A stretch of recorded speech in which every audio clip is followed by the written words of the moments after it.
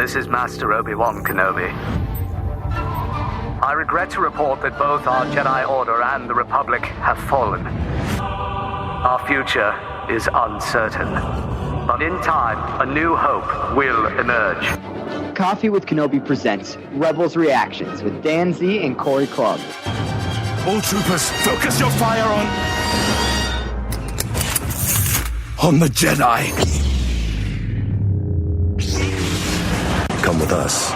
Learn what it truly means to be a Jedi. I'm in space.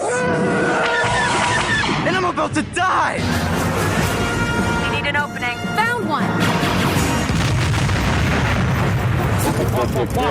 What did he say? He said hello, hyperspace.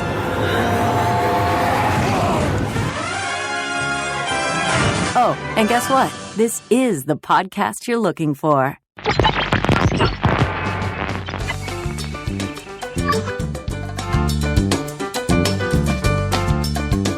This is Taylor Gray, voice of Ezra Bridger on Star Wars Rebels, and you are listening to Coffee with Kenobi with Dan Z and Corey Club. This is the podcast you're looking for.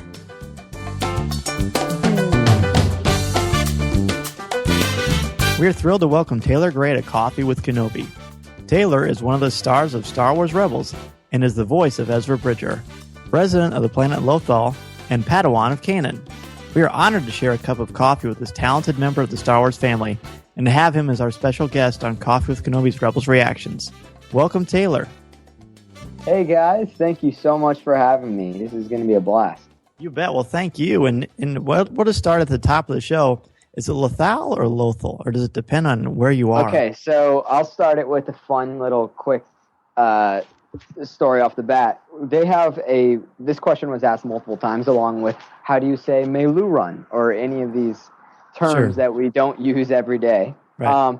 So I think it was episode 3. They were like, we have a solution. So they brought in this big, not a chalkboard. It was like a little bulletin board that had all the words that you don't hear too often, and it had how they're pronounced. So we would read off of the board when it came to those lines, and Lothal was one of them, and hence it said Lothal.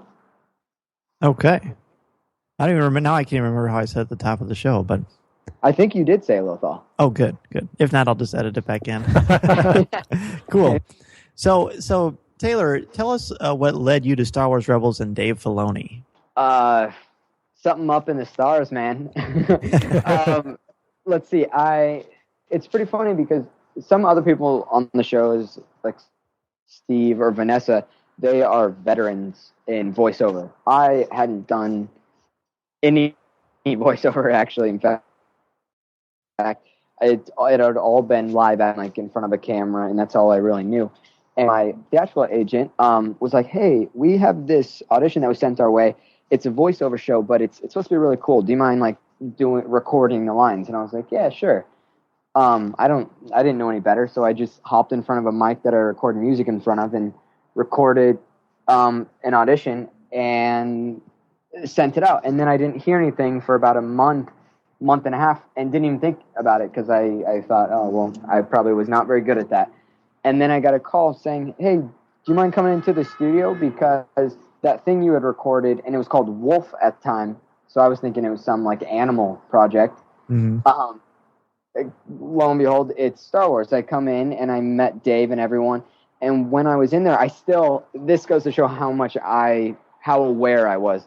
I was so late to the callback at Disney in the studio and everything. I was, like, freaking out, and I called my agent. I was like, hey, I can't even go in. Like, I don't show up too late to things, and I was, like, really worried. So I was like, I can't go in. They're like, just go in, it'll be fine. So I went in, recorded it, and afterwards they called me a week later and they said, hey, we'd like you to do the show with us. And by the way, this is Star Wars. And that was when everything took a turn. I was like, oh goodness, I better start doing some research and practicing. So it's kind of a crazy situation how it all happened, but it's been such a blessing. That's awesome. Yeah, I love that. We always talk about this when we're fortunate enough to have the cast on, and just hearing your enthusiasm for the project. You can just feel it in your voice. You know what I mean? Yeah, I hope so. It's so fun. Well, what was it like to meet Dave for the first time? And what was your experience with him before Star Wars Rebels? Or was there any? I hope Dave doesn't listen to the show. I hope he does. Yeah. I was about to say, wait, why am I saying that? We're all like, I hope he does. And I'm sure he does because he mentions these podcasts all the time. If you put him in a lineup, I would not have known. I didn't know the name before. So it's all very, very new to me. And to be fair, I mean, I certainly had no idea who he was until Clone Wars started. So I hear you, man. Yeah, and now, like, I was crazy because I respect him so much, and he truly knows what he is doing to the nth degree, and we're all amazed by everything he says. But I didn't know who he was. So when I went in for the callback, he was the one giving me direction, but I didn't know who it was or like what he had to do as far as Star Wars. And now I realize how crazy that was. My thing is I could name every NBA head coach, but I could not tell you who was Jar Jar Binks before I got Rebels. Right. Well, yeah, you and I, before we were setting this up, we had talked about basketball, and I knew you were a big basketball fan. Yeah, I'm a huge, huge basketball fan, which is sports in general. Like right now, Monday Night Football is on inside my apartment. The Packers are beating down the Falcons. I know, and I'm a Bears fan, so that kind of kills me a little inside. Yeah. Well, but Taylor it is awesome. Yeah. Well, Taylor, we've all seen the first half of the first season of Rebels, and it's very exciting. I remember going to Dan's house for the premiere and sitting down and watching that with him, and we got to meet Ezra Bridger for the first time. And it was apparent, that he was a different kind of hero, a new kind of guy for the Star Wars universe. So where do you put him as part of the heroes, and how is he set apart from some of the bigger heroes of the Star Wars universe? That's such a cool question, and I've that's been a thing about trying to find his identity, because the coolest thing about getting this show as opposed to something else is they like another show that I'd been on before this. We figured it out. Like, we didn't get into our character till like episode 10. I felt like, because we weren't given a whole lot of information before, and it was like, you got to create this character. Well, after I got Rebels, they sent me a 35-page Bible just about Ezra. Wow. No, seriously. And it was very detailed, and it helped me so much, so that I feel like episode 1 of Rebels is like the same as episode 12 of another show, just because of that preparation that they had done beforehand and how well they thought it out, because it got us so ready. So that was a little precursor to the actual question, which I'm sorry. But I feel like Ezra is, one, he's younger at the time when the Force really showed. I guess not, because I think he's like flawed, Yes. and that's a big thing, because I think another one is his relationship to his master, to Kanan, is a flawed relationship as well, because Kanan is like that, and he's following the path of someone who has had struggle and went away from all of this for a while, like Kanan. So I think that's made him different as it is, because he's been on his own for a while, and he doesn't. The fact that a Jedi has to have a master is crazy to him, because he's like a solo kind of guy. That's very cool. Now, could you say that the Force has awakened in Ezra? Oh, dear. For episode 7. I wish Ezra was roaming around in episode 7. It has. We see it. It's actually been awake in him. It just hasn't been highlighted or shown to him, I feel like. Because to him, it's just one of those innate abilities, where if you were always a strong kid naturally, you wouldn't realize until you were around other kids of the same age and lifting weights, like, oh, wow, I actually am strong. And I feel like, because he's on his own so much, he doesn't know how other kids his age act. He thinks that everyone can tell if there's a fly coming at him from behind, So good point. I like that, yeah. I think it's one of those things that he doesn't know, because there's nothing to compare it to. So when the members of the Ghost first encounter him, they spot it right away, because they're out in this world. They see everything that goes on. they have to tell him, hey, look, you have something going on inside you, which we call the Force, and Ezra has no idea what that really is. Yeah, I think that's a really neat way to look at it too. So you got this Bible, which I'm sure we'd all just love to get our hands on, but that's just such a neat thing that they prepare you like that. So could you compare your early conceptions of Ezra, and without providing spoilers, because we are certainly a spoiler-free podcast, how has your impression of Ezra changed from that early Bible that you looked at to where you are now?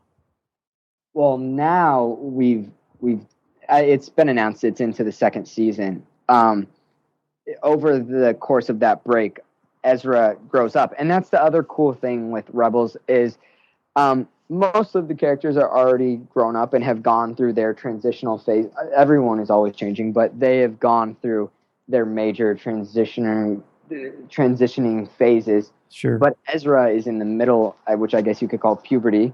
Oh yeah, sure. Ezra is in the middle of all this, so he's growing up so much and discovering new things about himself. But I think he's much, much more naive at the beginning compared to where we are now. But still, and this is a fun fact too, that between Dave and I that we've talked about, I hadn't seen every Star Wars movie before we got into the show. I'd seen 4 of the 6, I believe. And I told Dave this, and Dave said, do not watch the rest of them. And he said, don't watch any of them that you've seen again.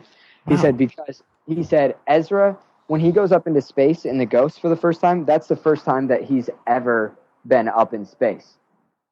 So he was like, this is the same for you. It parallels where you're at. He's like, everything you're experiencing when you get these scripts, how you don't quite know everything that's going on, it's new to you. He's like, it's the same with Ezra. So he wanted to keep that, and he goes, he told me he liked the spunk I had with it because I wasn't quite sure of everything.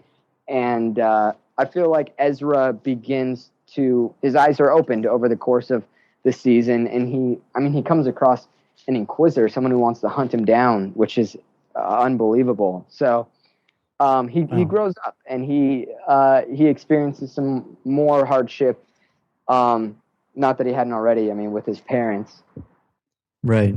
But he grows up. He becomes a little less naive, and also he becomes more confident in his ability to use the Force, which that is a very cool point. That's something I should have said right away.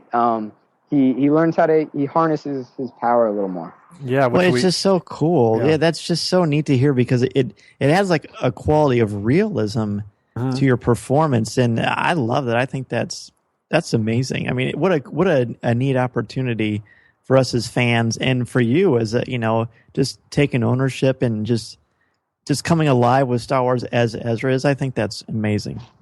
Oh, thank you guys. And yeah, it really is. It's been such a treat for me as well because I get to learn about all the secrets that I always wondered why Star Wars was so big, and now I see like, oh, you idiot! Of course, it's the coolest.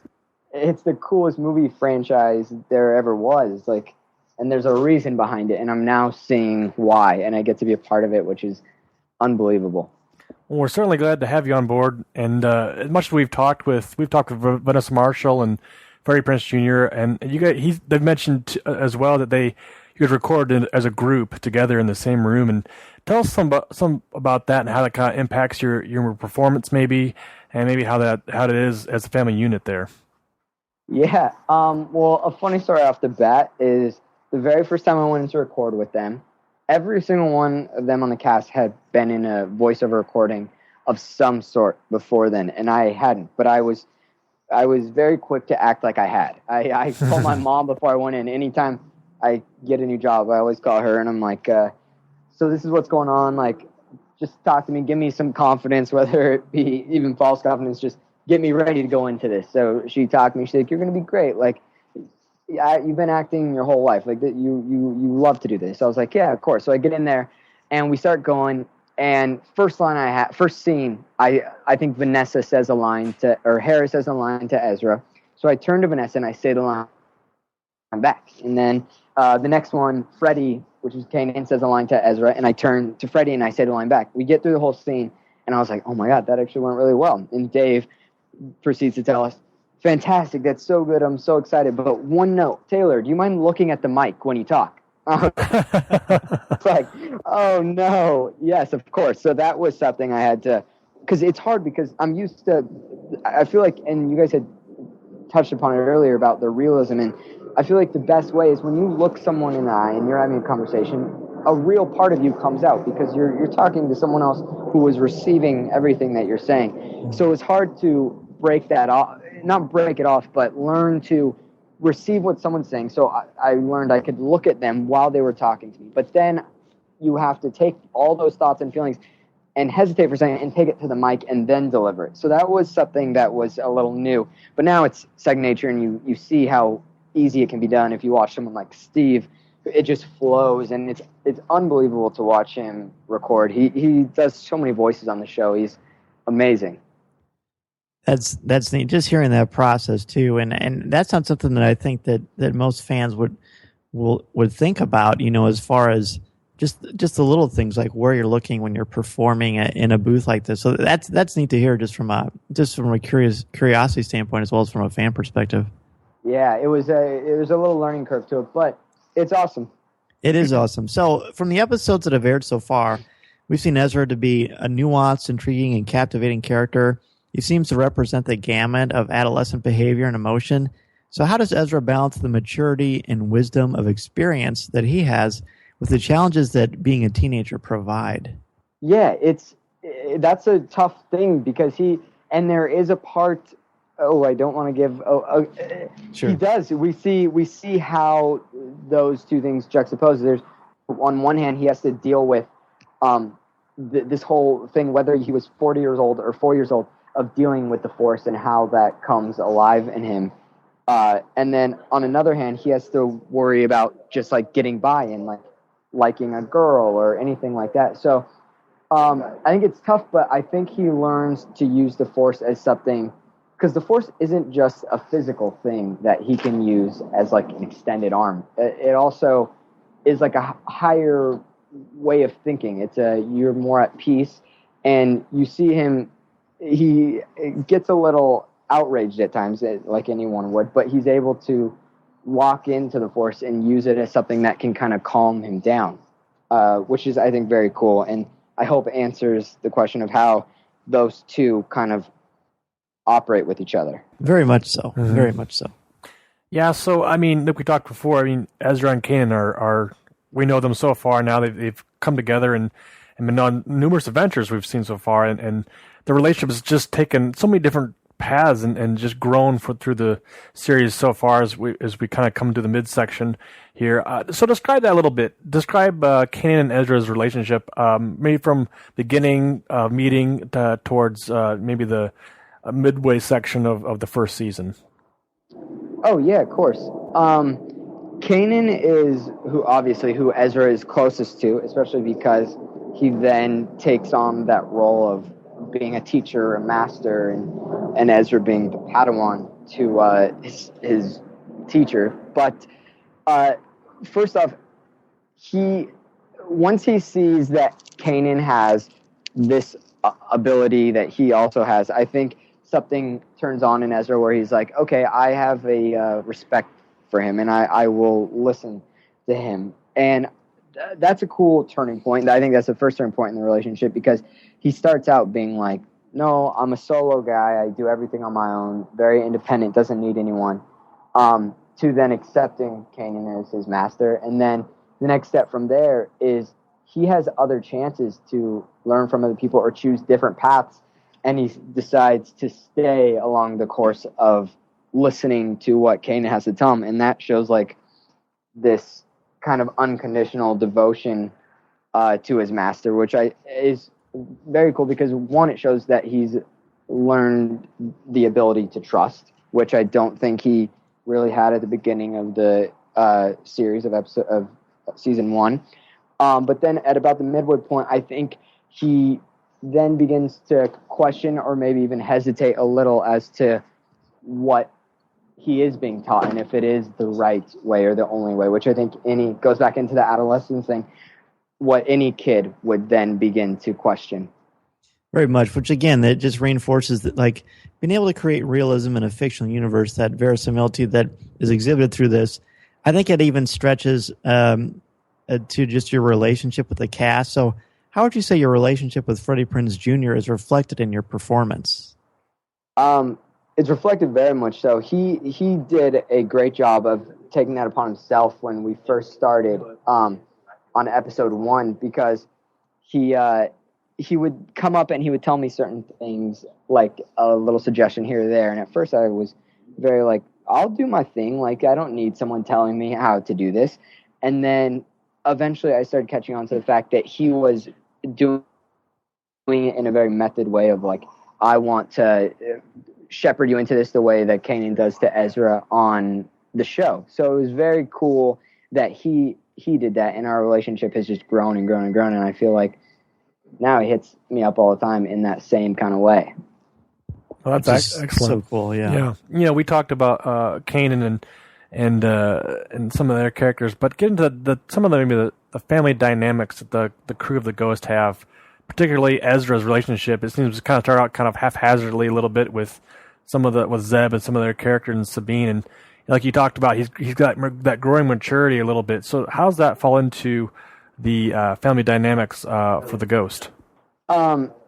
Yeah, he has a very funny relationship with everyone on the Ghost, because he starts out, like you said, very haphazardly, he does not want anything to do with any of these people, and he thinks that it's at first just like a one-time thing, and then he realizes, like, yeah, I'm going to be a part of all this. So I think he begins warming up to people, but obviously he warms up to Kanan first.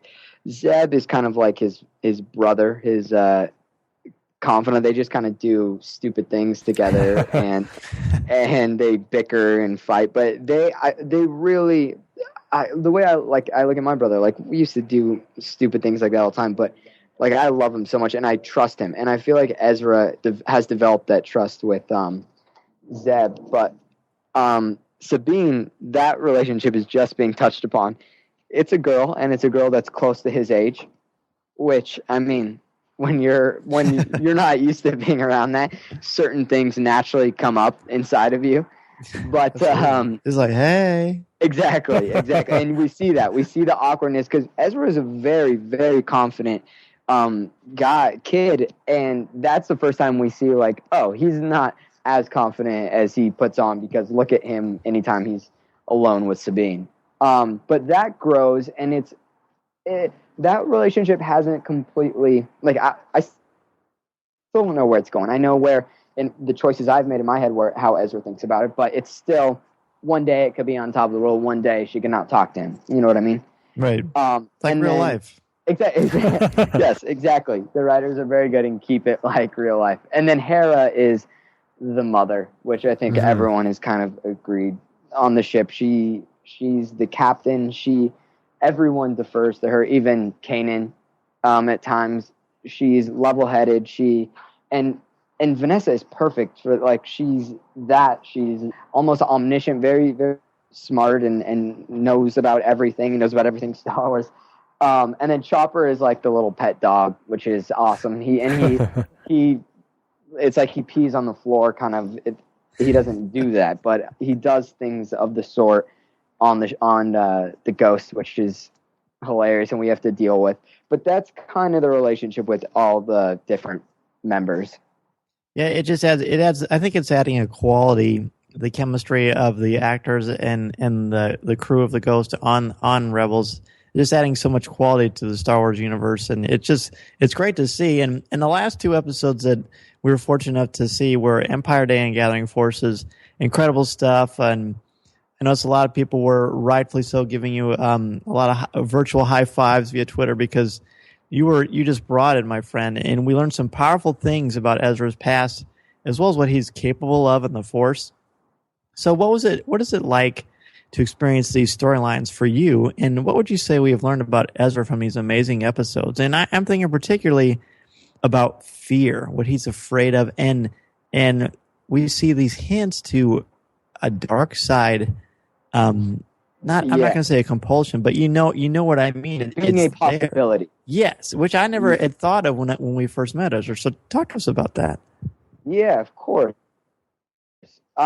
These were 2 big episodes, and I remember, because it's so funny, because that was a long time. That was like 8 months ago, I believe, that we did. Oh, wow. That. So when they had just aired recently, it was funny to come back on those and have people seem to enjoy them, which was awesome.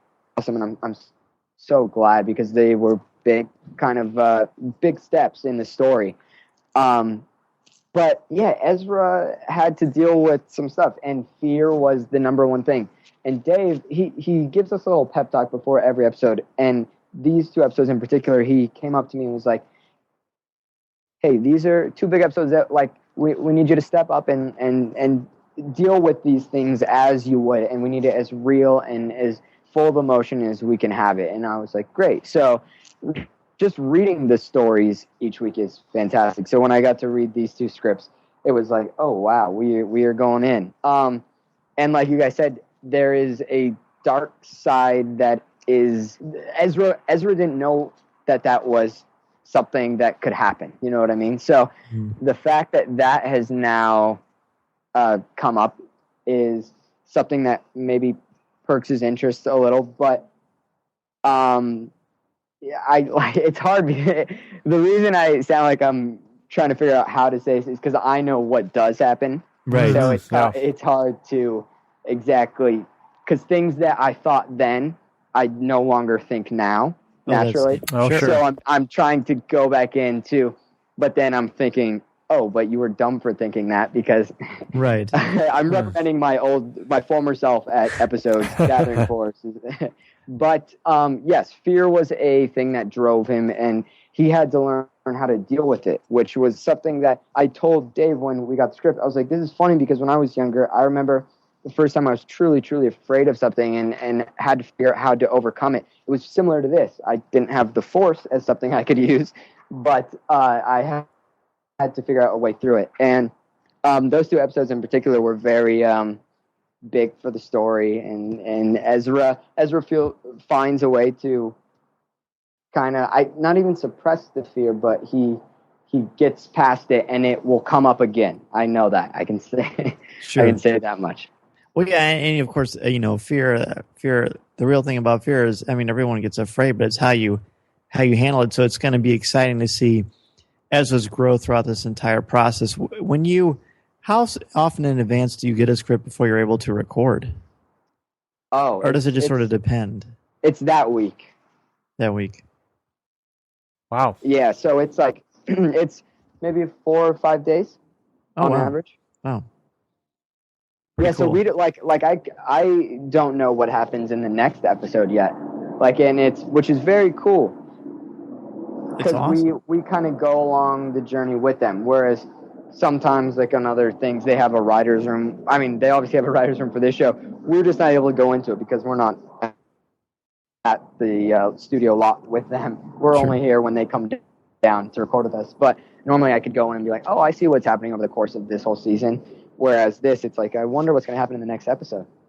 So here's a thought. Let's just say, all things being equal, you had the opportunity to see what Ezra's final plot point of his entire character arc throughout this series in general. Would you want to know, or do you like it the way that it is? Personally, I would like to just kind of pace myself, but that's just me. Yeah, if this was day one and they were like, hey, we're starting Rebels tomorrow, I would say, yeah, I would love to know the whole thing, because then I would kind of map out for myself very distinct changes. So it would, I don't know, just to add more flavor and color.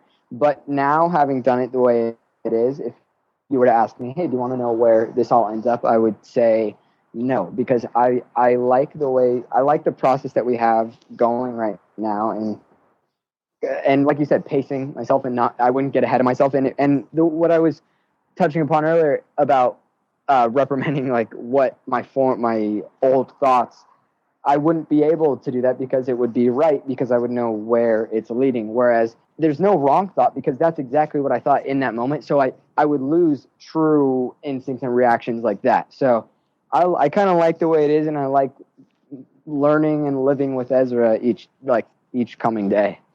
That's great. Well said. It just adds the realism too. Well, Taylor, you talked a little about your Star Wars, how it kind of circulated around your life before you got involved with Rebels. And as far as your impressions of Star Wars now and the mythology, and how does that change throughout this experience so far?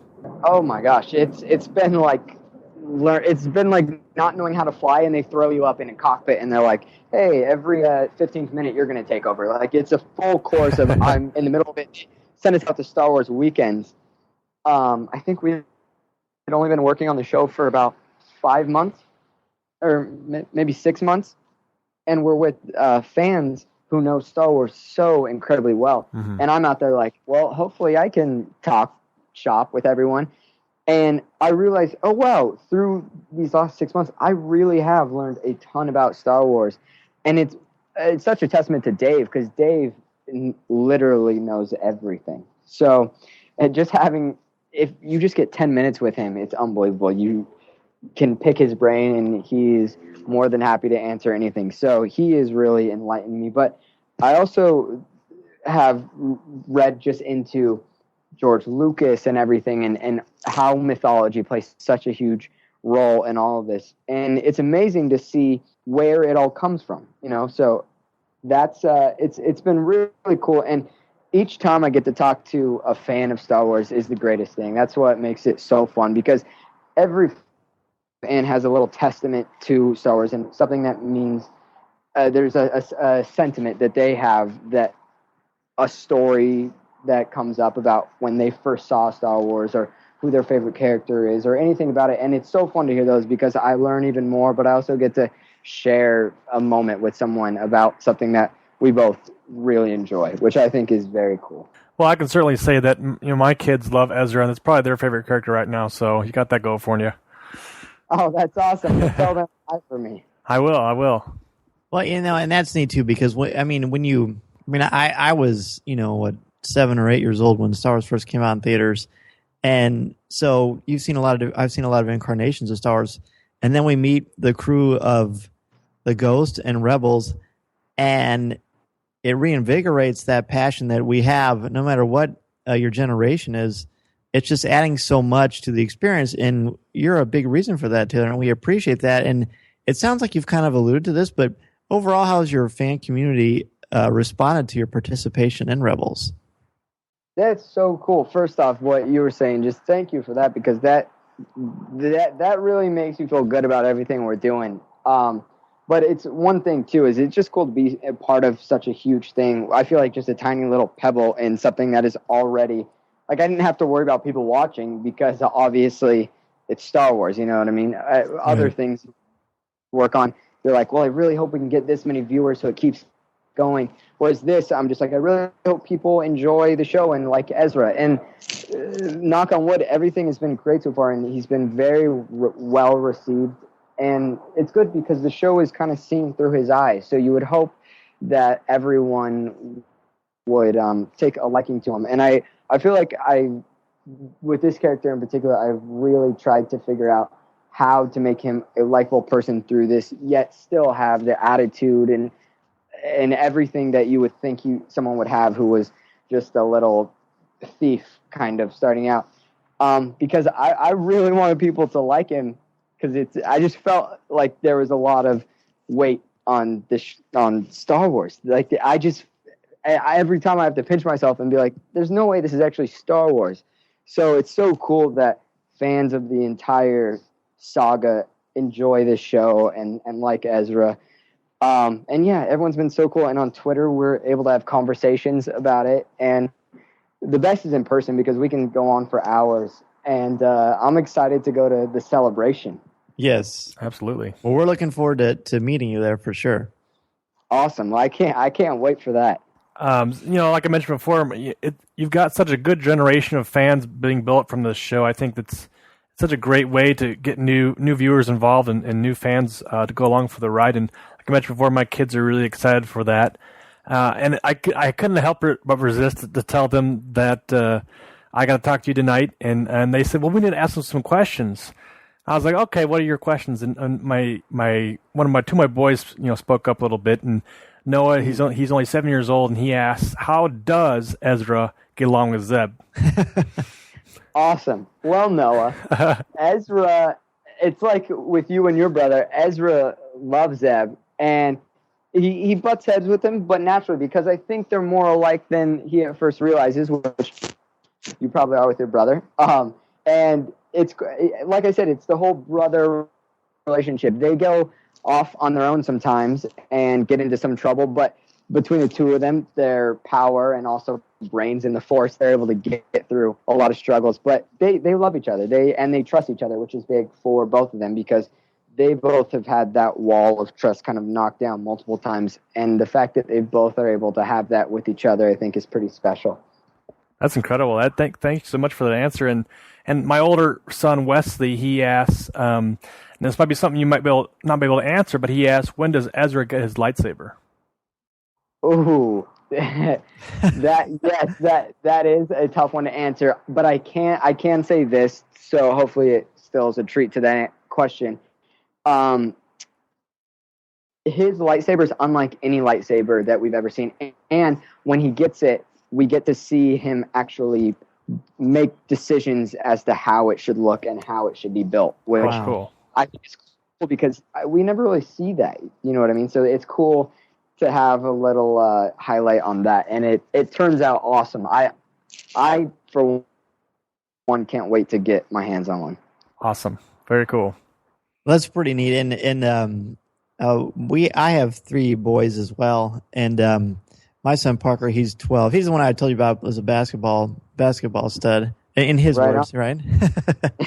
and he wanted me to ask you, what character would you be if you weren't Ezra? He was curious what other characters you're interested in playing. If I wasn't, if you weren't Ezra, yeah, who would you think you'd be in Rebels? Just because of Taylor, how I am, I would say probably Vizago, Sakatra Vizago. Oh yeah. He's so cool, and it just seems so fun. And Keith, who does it, is so good. And I just think it would be really fun to give that a shot. But really anybody, maybe Kanan to get that, because it's fun when I'm trying to think if I picked one, I would really dive in deep. So maybe Kanan, because there's a lot of backstory there. But I love Ezra, and I'm sticking to that. Ezra's so cool, and it's so cool. You had talked about it a little earlier that kids, like some kids, this is the first introduction into Star Wars, and I think that it's very cool because I think it's a good show, and it really embodies what Star Wars is. Absolutely. Very well said. They're just like, I keep wanting to say it's magical, but it's not magic. It's the Force. Yes, exactly. And it's an intangible thing, though, that you're like, there's something there that's so good. Right. There's like this palpable excitement and again, it's so nice. I'm completely a broken record, so I apologize to my listeners, but there's just it's just so nice to see, your involvement and how passionate you are about it, and your sincerity comes through. So we appreciate that so much. Oh, thank you guys. So you've been so gracious with your time, and we want to respect that. So we're just going to ask you our 5 questions that we ask all of our guests here on Coffee with Kenobi, and it looks like your coffee's running pretty low anyway. So yes, we'll just jump right into it, man. What is your favorite Star Wars movie that you've seen? Episode 4, the original Star Wars, because it's everything that got me hooked. I saw the first 3 very young, back to back. And that I just love everything about it. Chewbacca, Luke, all of them. That's like when I think Star Wars, that's the first thought I have. So that I would episode 4. Yeah, that's awesome. Very cool. So Taylor, your favorite Star Wars character? Favorite Star Wars character? Han Solo. He's the coolest. He is pretty darn cool. How much of that for you is Harrison Ford? I think a lot of it, because if you then asked me who my second favorite character is all time, just of anyone, I would probably say Indiana Jones. So there you go. There's one thing in common, and that is Harrison Ford. You know what? And George Lucas, actually. So 2 things. Nice. I agree with that. Indiana Jones is my favorite fictional character as well. So, Taylor, what is your favorite line of dialogue or film moment? And feel free to incorporate Rebels into this if you want. Wow. Okay. One of my favorite moments is very funny. It'd be a split between either Forrest Gump when he is sitting on the bench and he says the classic "Life is like a box of chocolates," just because that is one of my favorite movies of all time. And then another one is more of a moment, and it's one line said over and over and over, and it's in a movie with Sean Astin called Rudy, and it's when of course. Have you seen Rudy? Oh yeah, yep.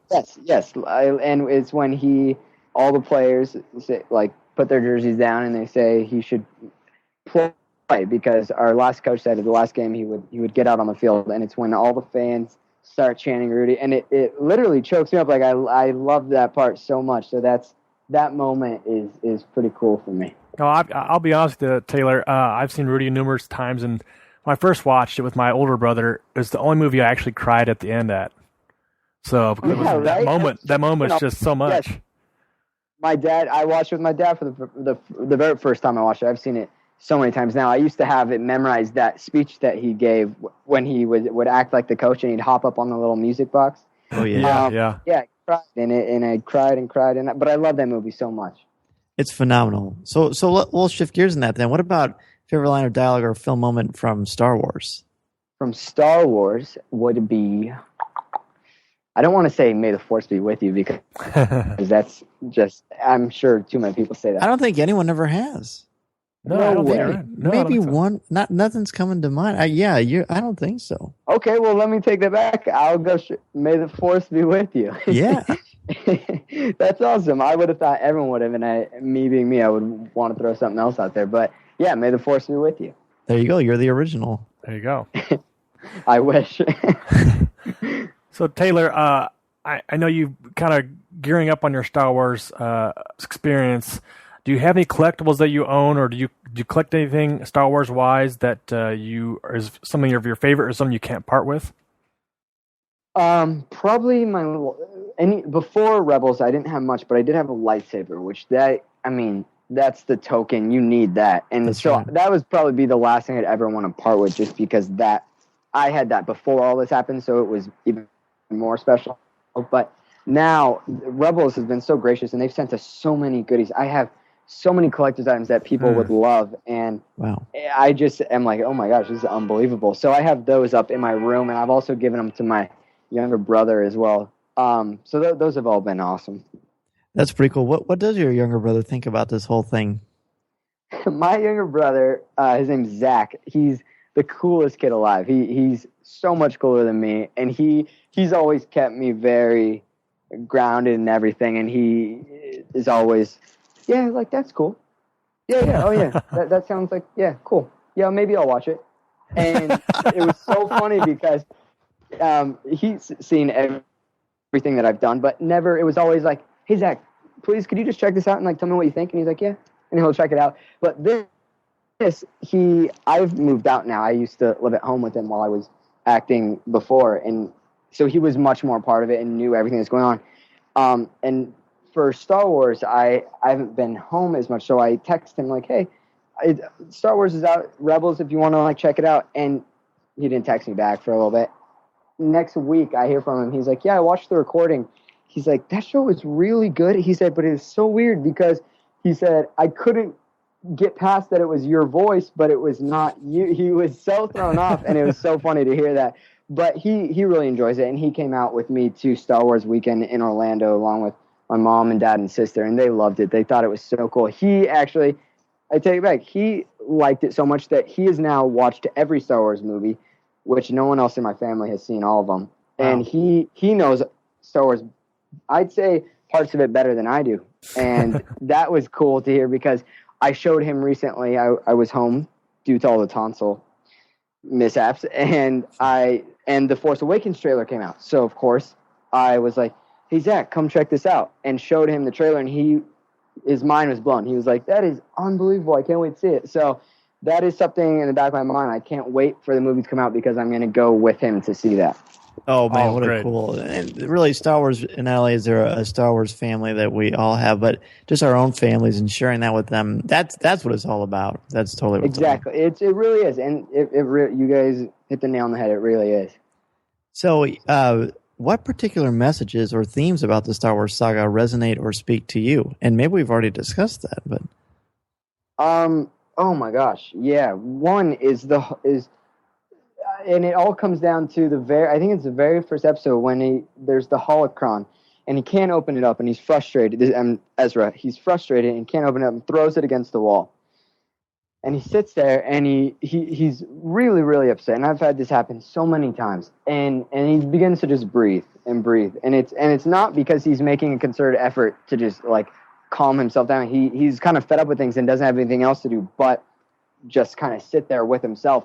And it's in those moments where you really can shut everything else down for a little bit and quiet all these crazy things that we always have knocking on our doors and in our minds or whatever it is, that we can, I don't want to say be enlightened, but we can make things happen that we otherwise couldn't. And it's in that moment that he's able to open the holocron. And I think and Yoda really is that all the time. And it's learning how to find that part of you. And that part of you is a good part, and to let that good out onto others, I guess. Yeah, I love that. That's great. Mm-hmm. We had someone who, and this really is not a transition. It's impossible to transition from that. But we had someone who had emailed us and asked us if, when Ezra's communicating with his parents, if that's a form of psychometry, which we even had to look up what that meant. It just meant having an object in your hands that someone owned, and then you're able to talk to that person because of that object. And we said, we really don't know. Maybe they're going to reveal that later in the show. And feel free to tell us. You can't even mention it, but. What was that like when he was communicating, or was he communicating with his parents? You seem to hear their voices.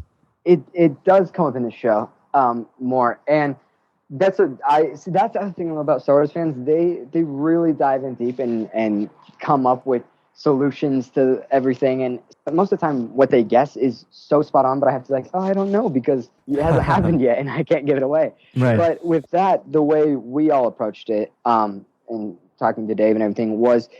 And it's funny because this kind of applies to acting, and acting method I had learned when I was younger. It's a sense memory thing where my acting teacher told me to bring in something that opened up a part of me, whether it be smell or sound or something I saw, and I could go back into that moment when that happened. And what I brought in was a baseball glove that my dad had given me that we used to play catch with, for me it was smelling it. And when I smell that particular, whether it be the leather, the grass on it, if you close your eyes and you really are able to shut everything off, you can go back to that specific memory you have and kind of live in that. And for as long as you really can get by living in it. And I think it was one of those where he came across something that reminded him of his parents, and he was so in touch with that. And I think that's because of the Force and that ability that he could hear them talk to him. And I mean, the only way as the audience we could hear that it talked to him would be for it to be very audible and in the entire room. Mm-hmm. But I think it was something that was more in his head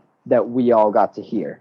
Does that make any sense? It makes perfect sense. I think that's how I first digested that when I first saw it. So, yeah, I appreciate you indulging. That was probably, of all the questions I've ever asked, I probably worded that question worse than any question ever. Oh, no, not at all. I appreciate I completely understood it. Just don't tell my students. They'll yeah. Awesome. Yeah, right. Well, Taylor, again, it's been such a wonderful treat to speak with you, and you are certainly, as Freddie said, as advertised, and just great to chat with, and your insights we really appreciate. How can fans get in touch with you if they want to ask you a question or just say hello?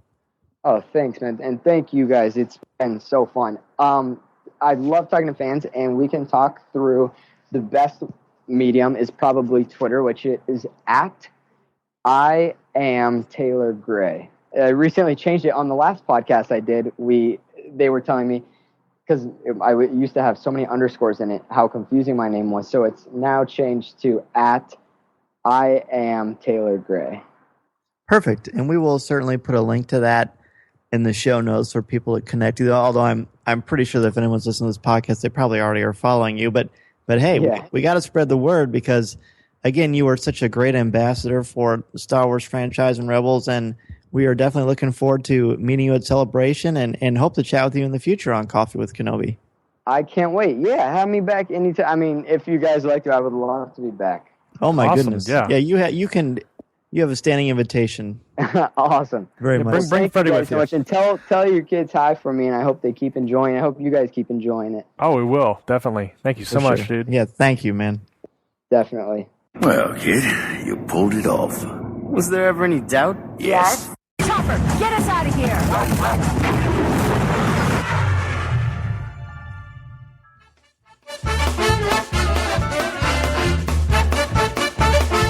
If you would like to respond to our question of the show, have a comment, or just want to say hello, send us an email or MP3 at feedback@coffeewithkenobi.com. Or if you have a specific question or comment for either of us individually, email us at danz@coffeewithkenobi.com or coryc@coffeewithkenobi.com, or visit us at coffeewithkenobi.com and click on the Contact Us section, or comment on one of the stories featured on the site. If you enjoy the show, please write a review in iTunes. You can also like the show on Facebook at facebook.com/coffeewithkenobi, as well as keep up to date on our Twitter feed at twitter.com/coffeewithkenobi. You can also find us on Tumblr at coffeewithkenobi.tumblr.com. If you enjoy the jazz music, download the album Eye to Eye by Steve Torok on iTunes. This is Spectre 1. I need a lift. This podcast is not endorsed by the Walt Disney Company or Lucasfilm Limited. It is intended for entertainment and informational purposes only. The official Star Wars website can be found at www.starwars.com. Star Wars, all names, sounds, and any other Star Wars-related items are registered trademarks and/or copyrights of Disney and their respective trademark and copyright holders. All original content of this podcast is the intellectual property of Coffee with Kenobi unless otherwise indicated. This is the podcast you're looking for. There's no one here. Move along. Move along.